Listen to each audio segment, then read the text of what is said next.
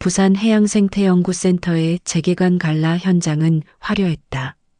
유리아치가 바다를 닮은 곡선으로 천장을 감쌌고 은은한 조명 아래 샴페인 잔들이 반짝였다. 고교 시절 해양 로봇 동아리 세일러 비츠 출신들이 하나둘 모여들었다. 정말 오랜만이네. 예린이 대단해졌다던데? 아틀리에 예린이라고. 요즘 핫한 전시 공간 스튜디오야. 유명인들도 다 찾는다던데. 무대 중앙에 서 있는 정예린은 완벽했다. 명품 드레스에 우아한 헤어스타일, 그리고 자신만만한 미소까지. 그녀는 스포트라이트 아래에서 스폰서 보드를 가리키며 말했다. 오늘 전시는 제 스튜디오 아틀리에 예린이 총괄했어요. 바다를 닮은 저 유리 아치 보셨죠? 해외 유명 건축가들도 극찬했답니다. 동문들 사이에서 감탄이 터져나왔다. 역시 예린이야. 우리 중에 제일 성공한 것 같아. 진짜 부럽다. 나도 저렇게 살고 싶어. 예린은 그 찬사를 받으며 더욱 환하게 웃었다. 하지만 시선 한쪽에선 누군가가 조용히 전시장을 둘러보고 있었다. 한준서. 동아리 시절 무뚝뚝했지만 손이 빨랐던 아이. 로봇 조립할 때마다 혼자서 복잡한 부품들을 뚝딱 해결하던 그 준서였다. 지금은 어디서 뭘 한다는 소문만 떠돌 뿐 소식이 끊긴 지 오래였다. 오랜만이야, 준서야. 교사로 일하고 있다는 남지우가 반갑게 손을 흔들었다. 지우야, 안녕. 준서의 목소리는 여전히 조용했다. 그는 화려한 갈라 현장이 어색한 듯 구석진 곳에서 전시물들을 살펴보고 있었다. 여기 정말 멋지다. 예린이가 잘 꾸몄네. 그런데 준서야, 너는 요즘 뭐해? 소식이 없어서. 그냥 일해. 바다 쪽 일. 준서의 대답은 여전히 짧았다. 지우는 더 물어보고 싶었지만 그의 성격을 알기에 그냥 미소만 지었다. 한편 예린은 동문들과 인사를 나누며 바쁘게 움직이고 있었다. 예린아, 정말 대단하다. 이런 큰 프로젝트를 내가 다 기획한 거야? 물론이죠. 컨셉부터 시공까지 모든 걸 제가 총지휘했어요. 그녀의 얼굴에는 자부심이 가득했다. 하지만 그 순간 누군가가 작게 속삭이는 소리가 들렸다. 그런데 여기 작년에 공사 중단됐었잖아. 안전 문제로. 맞아. 누가 익명으로 신고했다던데? 예린의 표정이 순간 굳어졌다. 작년 일은 그녀에겐 씻을 수 없는 상처였다. 3개월 밤샘으로 준비한 프로젝트가 갑작스럽게 중단됐을 때의 그 절망감. 그 신고자가 우리 동아리 출신이라던데? 혹시 오늘 온 사람 중에? 수군거림이 점점 커졌다. 예린은 샴페인을 한 모금 마시며 애써 평정심을 유지했다. 바로 그때 갈라장 입구 쪽에서 소란이 일었다. 사람들의 시선이 일제히 그쪽으로 향했다. 새 페인트와 샴페인 향이 가득한 세련된 공간에 갑자기 다른 냄새가 섞여 들어왔다. 바다 냄새, 정확히는 기름 냄새였다. 갈라장 입구 문이 열렸다. 기름 얼룩이 묻은 방수 멜빵 바지를 입은 남자가 들어섰다. 바로 한준서였다. 순간 갈라장이 조용해졌다. 샴페인을 든 손님들이 하나둘 고개를 돌려 그를 쳐다봤다. 누군가가 코를 막으며 인상을 찌푸렸다. 저 사람 뭐야? 왜 저런 더러운 옷으로 여기 들어와? 예린은 즉시 그쪽으로 성큼성큼 걸어갔다. 완벽한 갈라를 망칠 수는 없었다. 저기요. 예린의 목소리가 갈라장에 울려 퍼졌다. 여기는 초대장 있는 분만 들어올 수 있는 곳이에요. 준서는 잠깐 멈춰서 예린을 바라봤다. 예린아. 나야, 준서. 준서? 예린이 더 가까이 다가가더니 코를 찌푸렸다. 설마 정말 준서야? 이게 무슨 꼴이야? 주변 동문들이 웅성거리기 시작했다. 저게 준서라고? 완전 거지 같은데? 냄새도 지독하고. 예린의 목소리가 더욱 날카로워졌다. 도대체 어디서 뭘 하다 온 거야? 여기가 어떤 자리인지 알고 온 거야? 급한 일이 있어서. 급한 일? 예린이 비웃었다. 또 누군가 등 뒤에서 칼 꽂는 일이었겠지? 갑자기 갈라장 분위기가 차가워졌다. 모든 사람의 시선이 이들에게 집중됐다. 작년에 우리 프로젝트 망친 게 너였지? 예린의 목소리가 점점 커졌다. 익명으로 신고해서 우리 팀 완전히 망가뜨린 게. 동문들이 술렁거렸다. 뭐라고? 준서가 그런 일을 했다고? 예린은 이제 준서를 향해 손가락질을 했다. 3개월 밤샘으로 만든 프로젝트를 하루아침에 엎어버렸어. 우리 직원들 월급도 3개월 밀렸고 협력업체들도 다 망했어. 그런데 안전검사에서. 안전? 예린이 소리를 질렀다. 당신이 뭘 안다고 안전이야? 현장에 발도 안 담그고 서류만 보고 판단한 게 안전이야? 주변 사람들이 웅성거리며 준서를 손가락질하기 시작했다. 익명으로 신고하다니 진짜 비겁하네. 동창한테 그런 짓을 하다니. 완전 배신자네. 예린은 더욱 흥분했다. 당신 때문에 우리 팀원들이 얼마나 고생했는지 알아? 밤새 만든 걸 다 엎어버리고.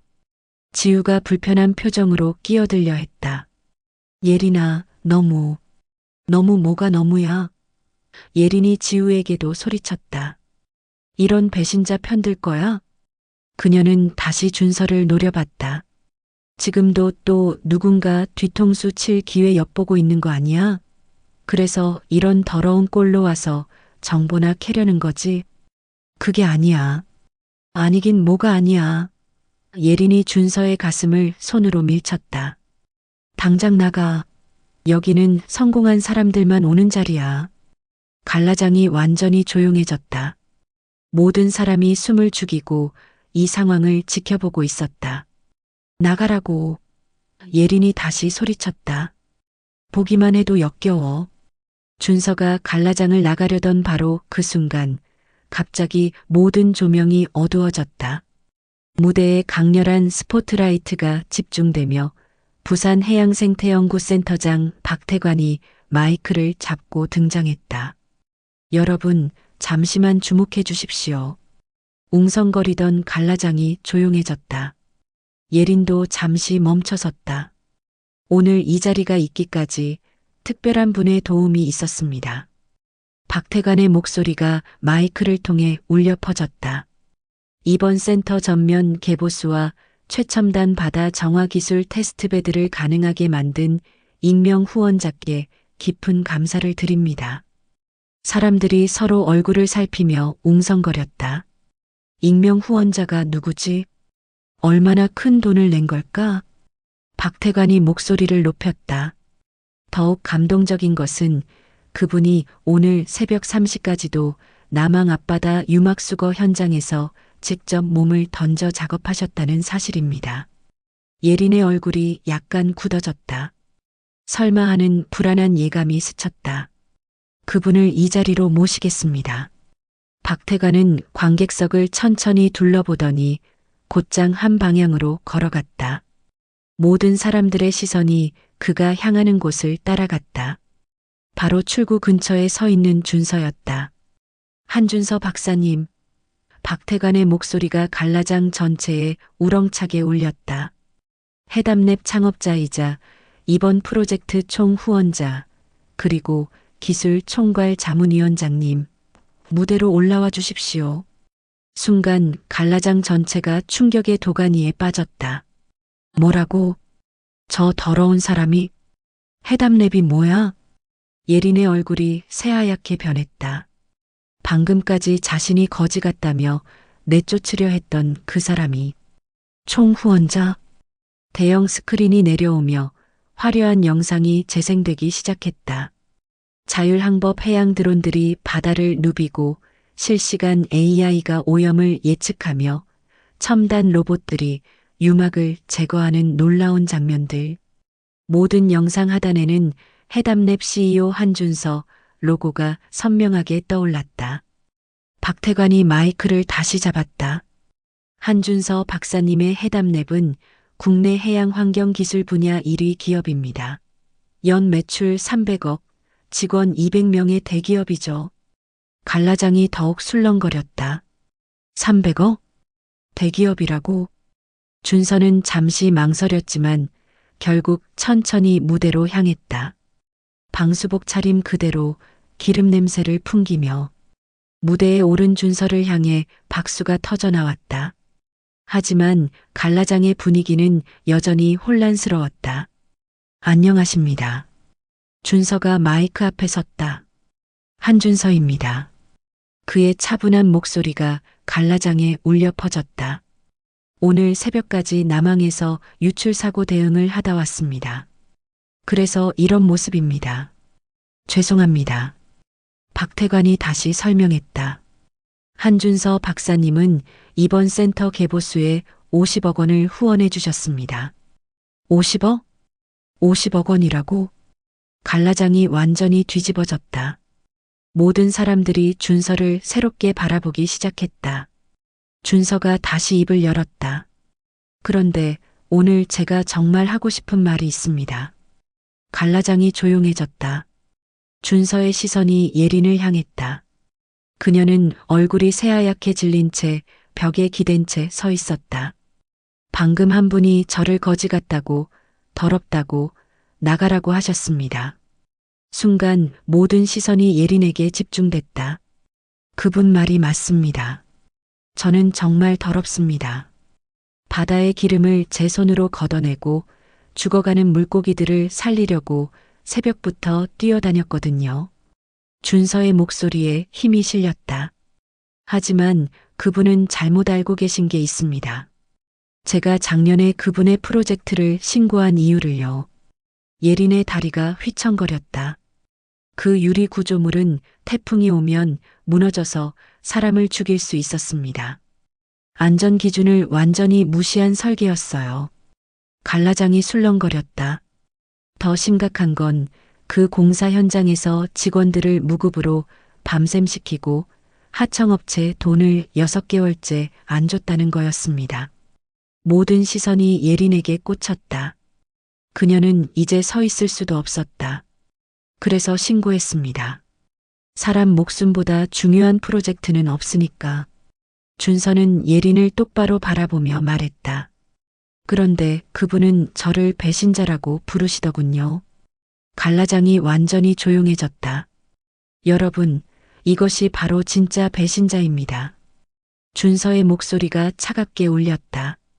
직원들 월급 떼먹고 안전 무시하고 그러고도 피해자인 척하는 사람 말입니다. 예린이 바닥에 주저앉았다. 박수가 터져 나왔다. 하지만 그 박수 소리는 예린에게 마치 칼날 같았다. 바닥에 주저앉은 그녀 주위로 사람들의 속삭임이 들려왔다. 와, 완전 반전이네. 예린이가 그렇게 나쁜 사람이었다니. 직원들 월급도 안 주고 안전도 무시하고. 예린은 고개를 들 수도 없었다. 수십 명의 시선이 자신을 향해 꽂히는 게 느껴졌다. 박태관 센터장이 마이크를 다시 잡았다. 한준서 박사님의 제안에 따라 저희는 즉시 협력업체 긴급 점검을 실시하겠습니다. 대형 스크린에 공지사항이 떠올랐다. 긴급조치사항. 현재 진행 중인 모든 프로젝트 즉시 중단. 안전기준 미달 업체 계약 해지. 임금 체불업체 영구 입찰 금지. 위반 사항 발견 시 손해배상 청구. 갈라장이 술렁거렸다. 그럼 아틀리에 예린은 어떻게 되는 거야? 계약 해지되는 건가? 박태관이 단호하게 말했다. 아틀리에 예린과의 모든 계약은 즉시 해지합니다. 그리고 부실 시공으로 인한 손해배상 청구도 검토하겠습니다. 예린의 얼굴이 더욱 하얗게 변했다.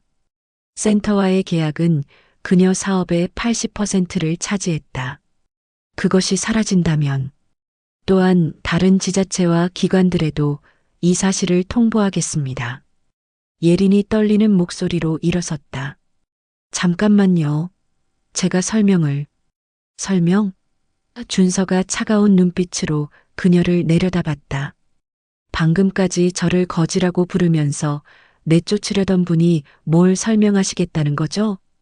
갈라장의 모든 사람들이 예린을 노려보기 시작했다. 정말 철면피네. 저런 사람이 사업을 하고 있었다니. 직원들이 불쌍해. 예린은 준서에게 매달렸다. 준서야, 제발. 나 완전히 망해. 이러면 우리 직원들도 다 길거리에 나앉게 돼. 직원들? 준서가 비웃었다. 지금까지 직원들 월급도 제대로 안 주던 분이 갑자기 직원들 걱정이세요? 주변 동문들이 예린을 손가락질했다. 정말 뻔뻔하다. 이제 와서 불쌍한 척? 자업자득이지 뭐. 지우가 불편한 표정으로 끼어들려 했다. 너희들 너무 심하지 않아? 하지만 다른 동문이 지우를 제지했다. 지우야, 넌 몰라. 예린이가 얼마나 나쁜 짓을 했는지. 박태관이 추가로 발표했다. 그리고 한준서 박사님께서 추가로 100억 원을 후원해 주시기로 했습니다. 100억? 와, 총 150억이네. 갈라장이 다시 한번 뒤집어졌다. 대신 한 가지 조건이 있습니다. 준서가 마이크를 잡았다.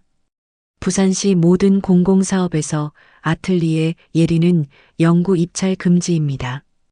예린이 무너졌다. 그것은 그녀의 사업적 사형 선고였다. 그리고 예린 씨. 준서가 그녀를 내려다보며 차갑게 말했다. 앞으로 제 앞에 나타나지 마세요. 보기만 해도 역겹습니다. 예린이 사용했던 바로 그 말을 그대로 돌려준 것이었다. 갈라장에서 박수와 환호가 터져 나왔다. 잘했다. 속이 뻥 뚫린다. 그런 사람은 그렇게 당해야 해. 예린은 울면서 갈라장을 뛰쳐나갔다. 하지만 아무도 그녀를 따라가지 않았다. 오히려 사람들은 준서 주위로 몰려들었다. 박사님 정말 멋있어요. 사진 좀 찍어주세요. 명함 좀 주세요. 준서는 미소를 지으며 사람들과 인사를 나누었다. 완벽한 승리였다. 바깥에서는 예린의 울음소리가 바람에 날려 들려왔지만 갈라장 안에서는 아무도 신경 쓰지 않았다. 정의가 승리한 밤이었다. 갈라가 절정에 달했다. 준서 주위로는 사람들이 구름처럼 몰려들었다. 박사님, 정말 대단하세요. 사진 한 장만 찍어주세요. 저희 회사와도 협업 가능할까요? 명함 좀 주세요. 동문들은 앞다투어 준서에게 다가왔다. 방금까지 예린 편에서 준서를 손가락질했던 그들이었지만 이제는 완전히 돌변한 모습이었다. 준서야, 사실 나는 내가 옳다고 생각했어. 응, 나도. 예린이가 너무했지. 역시 진짜는 숨길 수 없구나. 준서는 여유로운 미소를 지으며 그들과 악수를 나누었다. 승리자의 여유였다. 박태관 센터장이 다가와 귓속말을 했다. 박사님, 부산시장께서 직접 연락을 주셨습니다. 내일 오찬 미팅을 원하신다는데요. 그렇군요. 알겠습니다. 그리고 여러 언론사에서도 인터뷰 요청이 들어오고 있습니다. 준서는 만족스럽게 고개를 끄덕였다. 지우가 조심스럽게 다가왔다. 준서야, 예린이 일은 좀 심했던 것 같지 않아? 준서가 지우를 돌아봤다. 심했다고? 지우야, 넌 예린이가 직원들한테 뭘 했는지 몰라. 3개월째 월급 안 주고 밤샘 무급 근무시키고. 그렇긴 하지만. 그리고 방금까지 나를 거지라고 부르며 내쫓으려고 했잖아. 준서의 목소리가 차가워졌다. 자업자득이야. 다른 동문이 끼어들었다. 지우야, 준서 말이 맞아. 예린이가 너무 못된 짓을 했어. 그런 사람은 그렇게 당해야 해. 이제야 정의가 실현된 거지. 갈라장 밖에서는 여전히 예린의 흐느끼는 소리가 들려왔지만 아무도 신경 쓰지 않았다. 준서가 시계를 확인했다. 그럼 저는 이만 가보겠습니다.